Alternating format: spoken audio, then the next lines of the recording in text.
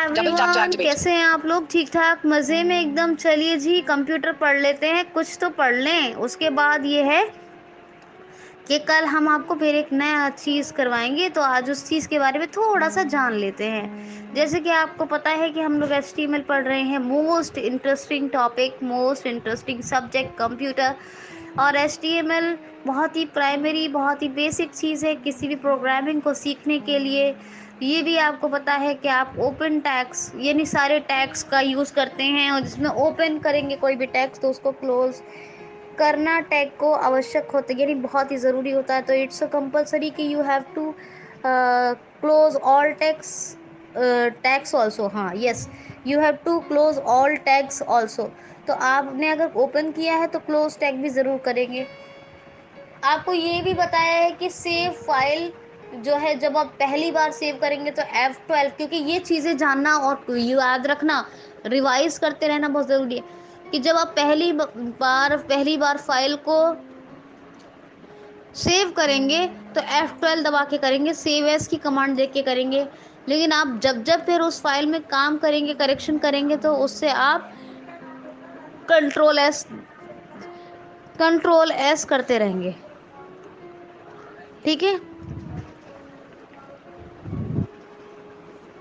ठीक है। तो आपको याद रखो कि पहली बार F12 देके हम सेव एज का कमांड देके पहली बार तो फाइल को सेव करेंगे, लेकिन दूसरी बार जब भी आप कुछ फाइल में करेक्शन करेंगे, जब भी कोई फाइल में आपको करेक्शन करना होगा, तो you have to press control S.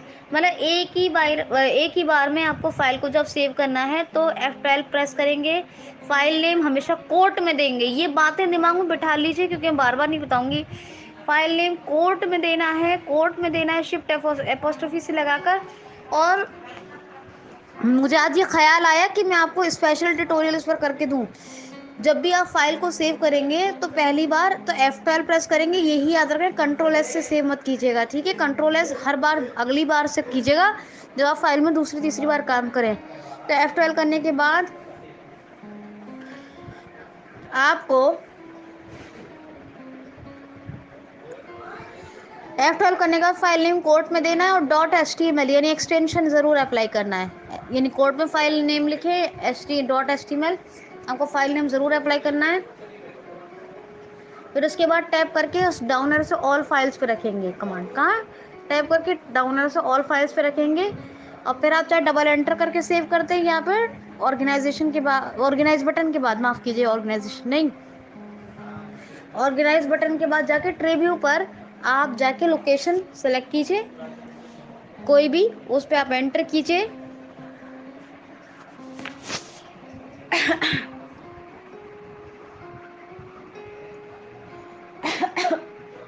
Sorry. तो ट्रिब्यू पे आप कोई भी लोकेशन सेलेक्ट कीजिए, उस पर एंटर कीजिए, टैप करेंगे, आइटम व्यू लिस्ट या लाइब्रेरी एक्सपेंडेड आएगा। वहाँ पर अगर आप फोल्डर को सिलेक्ट करना चाहते हैं तो डाउन एरो से या उस अल्फ़ाबेट से उस फोल्डर के नाम पर एंटर कीजिए, और आप टैप से सेव बटन पर जाकर ऑल्ट एस या एंटर प्रेस कर दीजिए। ये आप ज़रूर याद रखिए। और एक बार ये सेव हो जाती है फाइल, तो जब भी आप ओपन करेंगे तो ये आपकी किसी भी ब्राउज़र में ओपन होगी। और ओपन करने के लिए जब एंटर करेंगे तो अगर आपको फाइल का नाम दोबारा से अप डाउन एरो से देखिए नहीं खुली शो कर रहा है, तो उस पर एंटर कीजिए फाइल के नाम पर। ठीक है। और तीसरी बात ये याद रखनी है कि दूसरी तीसरी चौथी बार जब भी आपकी फाइल खुलेगी, जब भी आपकी फाइल खुलेगी और उसमें आप कोई भी काम करते, कोई हेडिंग, कोई पैराग्राफ, कुछ भी अप्लाई करते हैं, तो आपको हर बार कंट्रोल एस प्रेस करना है। क्या? Control S.